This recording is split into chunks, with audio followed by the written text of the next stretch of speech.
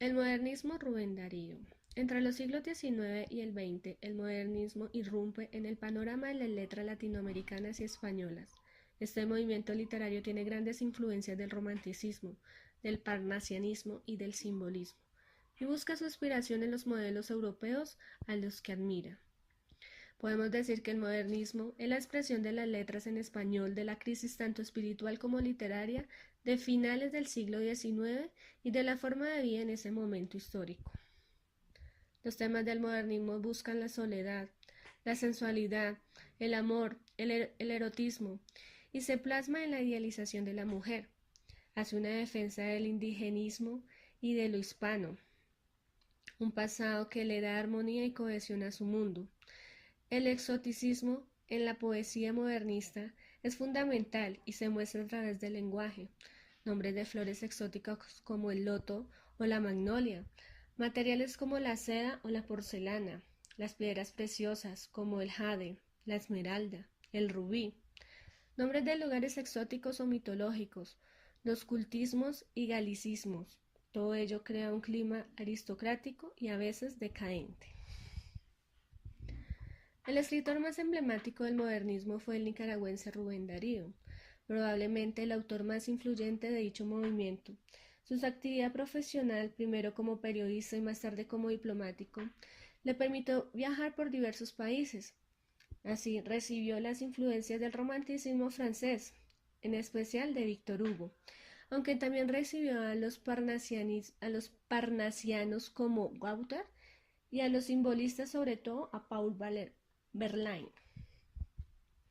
En 1898, año fundamental para la historia en España, Darío llega a Barcelona. Durante su estadía en el suelo español, el poeta despertó la admiración de un grupo de jóvenes de modernistas que pasarían a la historia de la literatura española. Entre ellos se encontraba Juan Ramón Jiménez, Ramón María de Valle y Jacinto Benavente. Desde España parte a Francia para visitar la Exposición Universal de París en 1900, y es en esta ciudad donde coincide con el joven poeta español Antonio Machado, admirador de la obra de Darío. No es de extrañar que Rubén Darío haya sido uno de los poetas más influyentes del primer tercio del siglo en España. Al estallar la Primera Guerra Mundial, Rubén Darío regresa a su América natal en un intento de defender el pacifismo. Viajó por diferentes países hasta que en 1916 regresó a Nicaragua, donde falleció en febrero de dicho año. Sus obras fundamentales son Azul, 1888, Prosas profanas, 1896, Cantos de vida y esperanza, 1905. Las vanguardias. Se enmarcan en la época de la Primera Guerra Mundial, la crisis económica de los años 30, el inicio de la Segunda Guerra Mundial, de la cual surgen movimientos artísticos y literarios, que rompen con la tradición, por lo que en literatura se emprende una constante experimentación con el lenguaje y una visión lírica de los paisajes urbanos, reflejados en corrientes latinoamericanas, como lo fue el creacionismo y el ultraísmo. Tienen entre sí sus características definidas, donde el creacionismo es enmarcado por evitar anécdotas y descripciones. Enfatiza efectos visuales, hace uso excéntrico de la tipografía y fija al autor en la figura de Dios, mientras que por su parte el ultraísmo lo conforma en sus características la metáfora, prescindir de adjetivos inútiles, evitar ornamentos, sintetiza varias imágenes y elimina la rima. Estas son sus principales características. El boom latinoamericano. Fue un fenómeno editorial durante la dictadura de Francisco Franco en España y la Guerra Fría. Influenció la literatura latinoamericana, que en vista de la censura de los escritores españoles, fue promovida a nivel mundial, iniciando un boom de la literatura latinoamericana, en las que predominaron posturas marxistas y de crítica, en un clima de agitación y renovación. Allí destacamos obras como El coronel no tiene quien le escriba, escrita por Gabriel García Márquez, y La ciudad y los perros, escrita por Mario Vargas Llosa. Este fenómeno se destaca por ciertas escrituras y por detalles especiales como la de los mencionados autores. La transculturación narrativa se da debido a que un blanco se asume como indio con el fin de socavar desde dentro de la cultura de dominación para que ella pueda incorporarse en la cultura indígena. ¿Qué quiere decir? Que lo que hacen es que los latinos trabajaron a partir de materiales que fueron traspasados por la cultura dominante. Esto hace que tengan el mismo estilo, pero queriendo contar su cultura desde allí. Una cultura dominante y otra dominada, y que ambas corresponden a muy distintas especificidades y situaciones. De ahí el papel protagónico en su literatura fue conquistando progresivamente un determinado tipo de mestizo, aquel que podríamos llamar el heredero piadoso, el que transporta a sus padres desde el universo a otro, cumpliendo dentro de sí las transmutaciones necesarias para permitirles la supervivencia. Ha habido emancipación en la medida en que en nuestras sociedades alcanzaron una secularización de los campos culturales. La renovación se comprueba en el crecimiento acelerado de la educación media y superior, en la experimentación artística y artesanal, en el dinamismo en que los campos culturales se adaptan a las innovaciones tecnológicas y sociales. Mientras la democratización se ha logrado con sobresaltos, con demasiadas interrupciones y con un sentido distinto de imaginación por el liberalismo clásico, debido a la deficiente posibilidad de modernización cultural en los países dependientes. La expansión, en particular la economía, es el aspecto más estancado de nuestro desarrollo. La perspectiva pluralista que acepta la fragmentación y las combinaciones múltiples entre la tradición, la modernidad y la posmodernidad es indispensable para considerar la coyuntura latinoamericana del fin del siglo. Ha habido emancipación en la medida en que nuestras sociedades alcanzaron una secularización de los campos culturales. La renovación se comprueba en el crecimiento acelerado de la educación media y superior. Joaquín María Machado de Asís nació en el año de 1839, el 21 de junio, en Río de Janeiro. Hijo de Francisco José de Asís, que era un pintor de casas, y María Leopoldina Machado de Asís fue lavandera. Quedó huérfano y fue criado por María Inés, su madrastra. Su formación fue autodidacta, a pesar de que pasó por una escuela pública, y fue acompañado por una ambición intelectual.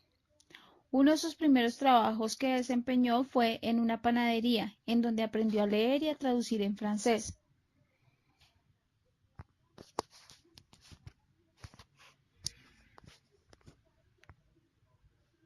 Este autor fue tartamudo y epiléptico, fue aprendiz de una imprenta y escribe en su tiempo libre. En el año de 1869 ya era un autor apreciado y en este mismo año se casa con Carolina Augusta Javier de Novaes. Sus escritos más conocidos se encuentran radicados en la tradición europea. Sus estudios psicológicos en su mayoría fueron enmarcados en Río de Janeiro en un tono pesimista. En 1896, este autor crea la Academia Brasileña de las Letras y se posiciona como presidente hasta el día de su muerte.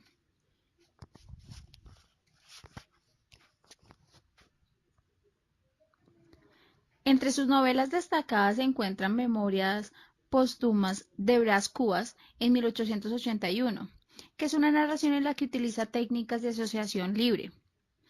Otras de ellas fueron Quincas Borda en 1891, Dom Casmurro en 1900, Estudios de celos, considerada la obra maestra de Asís, y su última novela, Diario de Aires, en 1908.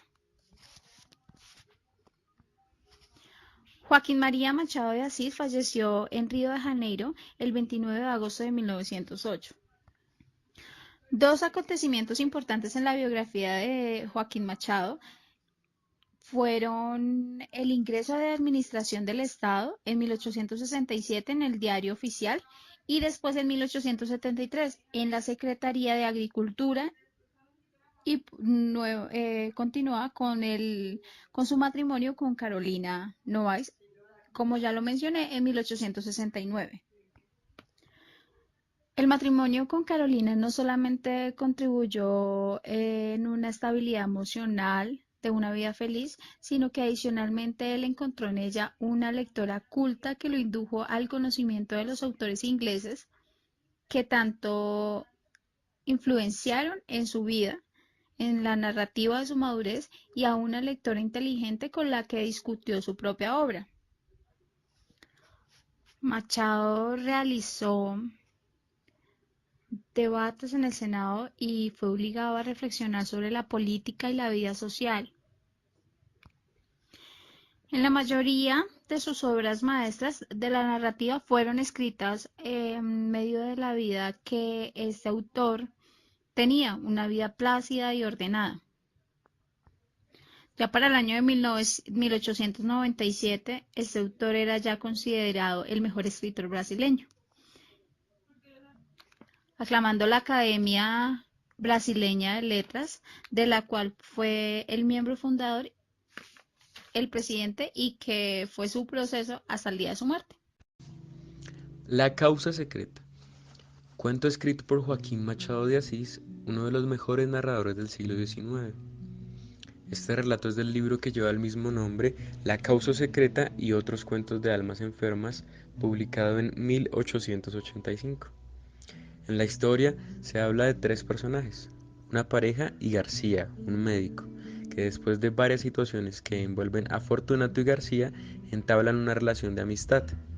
Ellos montan una clínica, haciendo más estrecha su amistad y también dando a conocer a García un sentimiento de amor por María Luisa, viéndola con ojos diferentes y asintiendo su soledad y agobia que generaba su mirada y semblante. El cuento descubre la humanidad de Fortunato, que se comportaba bien con sus labores en la clínica, pero que a la vez deja ver su personalidad retorcida y el gusto por el dolor y lo aberrante, mostrando el cuento líneas que dan sensación de asco al lector, pero que a la vez generan interés en conocer más detalles del relato. Al final, María Luisa muere tras una enfermedad que García sospechaba, pero que callaba en su silencio de amor. Fortunato, aunque amaba a su esposa, no mostró mayor dolor.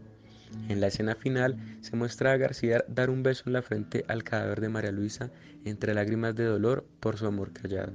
Y lo más sorprendente ante la mirada de Fortunato, que, aunque sorprendido, disfrutó este momento de dolor. Un relato bizarro y con personajes retorcidos, pero que envuelve al lector mostrando una historia interesante. Nadie muestra lo que realmente es a la primera impresión. Solo se pueden ver ciertas siluetas y sutiles características de un ser humano. Este es el caso de los personajes presentados en este relato. Cada uno tiene algo más profundo de lo que se ve superficialmente. García es un doctor honrado, pero guarda un secreto y es el amor que le tiene a María Luisa, la esposa de Fortunato. Aunque es un hombre honesto en su diario vivir, este sentimiento hace que se traicione su integridad. Es un sentimiento que él no puede controlar. Por otra parte, Fortunato es un hombre frío, tosco, opaco, pero García hace que Fortunato empiece a ayudar a los demás. Este esconde algo muy dentro de sí, que es invisible para todos, menos para su esposa. Siente un profundo placer hacia el sufrimiento ajeno y tiene una fascinación por aquellas personas que están quemadas. Es al ver a estas personas y al sufrimiento ajeno que siente felicidad y placer. María Luisa es la esposa de Fortunato y es lo opuesto a él. En su rostro refleja miedo hacia su marido y debilidad de carácter por no actuar ante ciertas situaciones vividas. ¿Por qué una mujer debe aguantarse las atrocidades de un hombre? Es un típico ejemplo de una mujer en un mundo machista donde su rol es solo ser sumisa y callar, como si no fuera un ser humano. María Luisa muere y es allí donde se ven dos tipos de afecto hacia ella. García tenía un afecto romántico. donde la contemplaba y disfrutaba de su presencia. Fortunato, por otro lado, la apreciaba porque le daba compañía y ella era parte de su cotidianidad. García, por otro lado, la idealizaba y realmente no conocía quién era esta persona. Entonces, ¿qué es el amor? Como dice el autor en su historia, no había otra cosa que hacer que aceptar que el corazón humano era un pozo de misterios.